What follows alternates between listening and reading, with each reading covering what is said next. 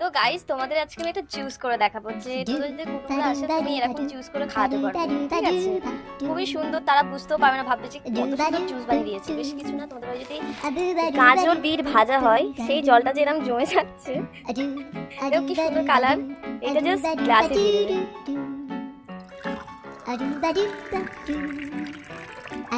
কি সুন্দর একটা ড্রিঙ্ক হয়ে গেল না? আর কয়েকটা বিট শুধু এর মধ্যে ফেলে দেবে। জাস্ট কি সুন্দর একটা ড্রিঙ্ক হয়ে গেল। তোমরাই জাস্ট দেখো, লুক এট দিস। তো এরকম পরিবেশন করে তোমরা দিতে পারবে, ঠিক আছে? খুবই সুন্দর লাগছে। জাস্ট পরিবেশন করতে হবে। একটু এই জলে একটু খাজু ড্রিঙ্ক বানিয়েছি তোমার জন্য, এই ড্রিঙ্কটা একটু খাও তো। তোমার জন্য আমি বানিয়েছি, তুমি কাজ করছো, আমি তোমার জন্য বানিয়েছি স্পেশাল করে। আরে খাও। সে কি খেতে দিলাম বলে